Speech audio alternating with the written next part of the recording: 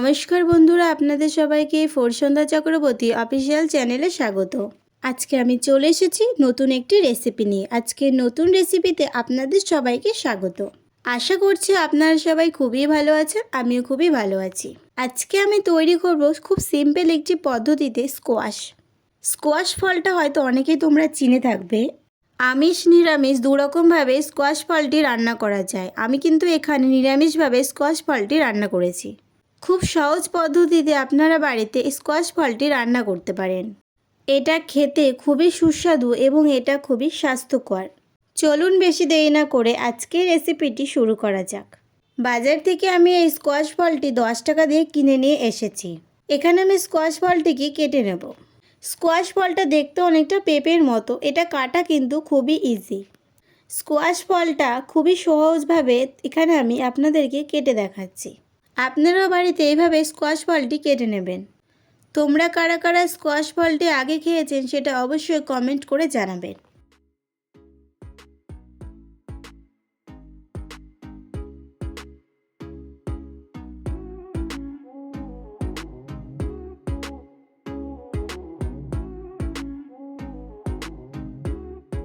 Squash ফলটি কেটে নেওয়া হয়ে গেছে। এরপর এগুলোকে আমি ছোট ছোট টুকরো করে কেটে নেব। আপনারা আপনাদের ইচ্ছে মতো শেপ দিয়ে এগুলোকে কেটে নিতে পারেন।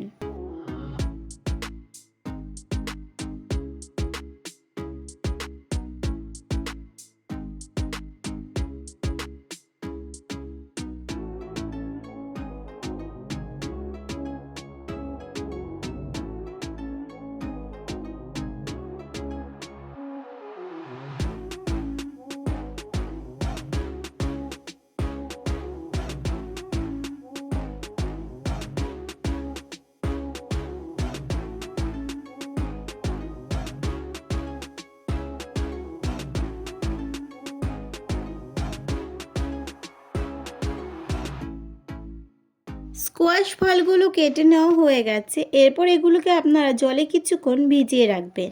স্কোয়াশ ফলের সাথে এখানে আমি আলু দিয়ে তরকারি করব, তাই এখানে আমি সামান্য একটু আলু কেটে নিয়েছি। আলুগুলোকেও ছোট ছোট টুকরো করে কেটে নেব।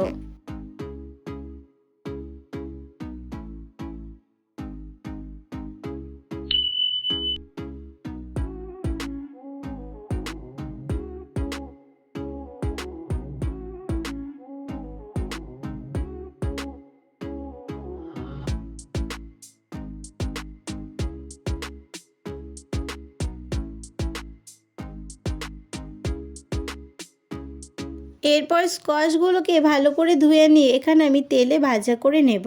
সামান্য লবণ আর হলুদ দিয়ে এখানে স্কোয়াশগুলোকে আমি ভালোভাবে ভেজে নেব।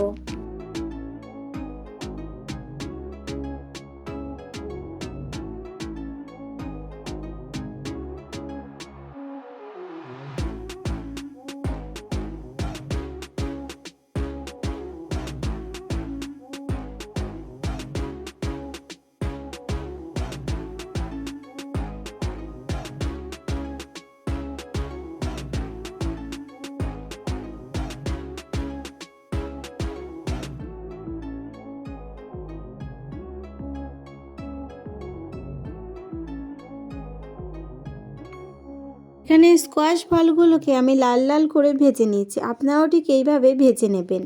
এরপর এখানে আমি আলুগুলোকে ভাজা করে নেব। আমি এখানে লবণ আর হলুদ ছাড়া আলুগুলোকে ভাজা করছি। আপনারা চাইলে কিন্তু লবণ আর হলুদ দিয়ে ভাজা করে নিতে পারেন। আলুগুলো ভাজা করে নেওয়া হয়ে গেছে। এরপর আমি কড়াইতে তেল দিয়ে তার মধ্যে জিরে ফোড়ন দিয়েছি, শুকনো লঙ্কা দুটো দিয়েছি আর দুটো তেজপাতা, আর দিয়ে দেবো 5 থেকে 6টা কাঁচা লঙ্কা। আমি যেহেতু এখানে খুব সিম্পলভাবে রেসিপিটি তৈরি করছি, তাই আমি কোনো রকম মশলার ব্যবহার করব না। আপনারা যদি চান যে একটু বেশি মশলা দিয়ে খেতে, তাহলে আপনারা জিরের গুঁড়ো, ধনের গুঁড়ো, লঙ্কার গুঁড়ো ব্যবহার করতে পারেন। আর যদি আপনারা আমিষ খেতে চান তাহলে পেঁয়াজ বাটা, রসুন বাটা এগুলো আপনারা ব্যবহার করতে পারেন। এইভাবে কিছুক্ষণ নাড়াচাড়া করে নেব। এরপর ফোড়নটা হয়ে আসলে ভেজে রাখা স্কোয়াশগুলো দিয়ে দেবো। এখানে ভেজে রাখা স্কোয়াশ আলু আমি দুটোই একবার এখানে দিয়ে দিয়েছি। আলুতে যেহেতু আমি লবণ আর হলুদ ব্যবহার করিনি, তাই এখানে আমি স্বাদ মতো লবণ আর হলুদ দিয়ে বেশ কিছুক্ষণ কষিয়ে নেব। আপনারা যাতে নিরামিষ খেতে পছন্দ করেন না, তারা এখানে আদা বাটা, জিরা বাটা, পেঁয়াজ বাটা, রসুন বাটা ব্যবহার করতে পারেন। এরপর 5 থেকে 6 মিনিট ভালোভাবে কষিয়ে নেব।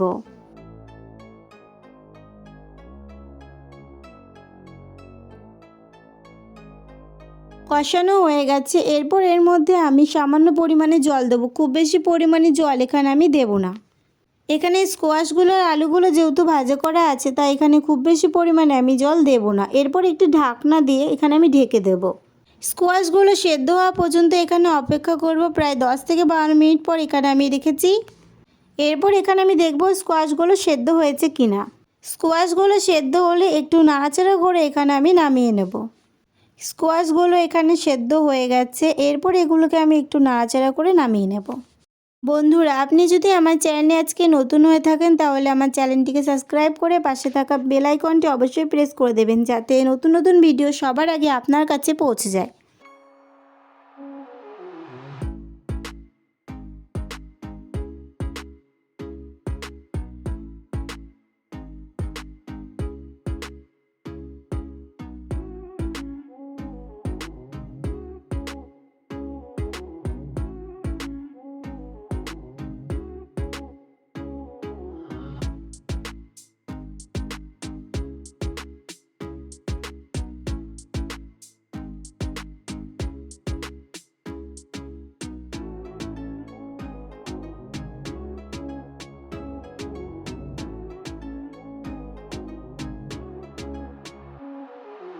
আজকের রেসিপিটি তৈরি হয়ে গেছে। আজকের রেসিপিটি যদি আপনাদের ভালো লেগে থাকে, তাহলে রেসিপিতে একটি লাইক করে ভিডিওটিকে শেয়ার করে পাশে থাকবেন আর চ্যানেলটিকে অবশ্যই সাবস্ক্রাইব করবেন।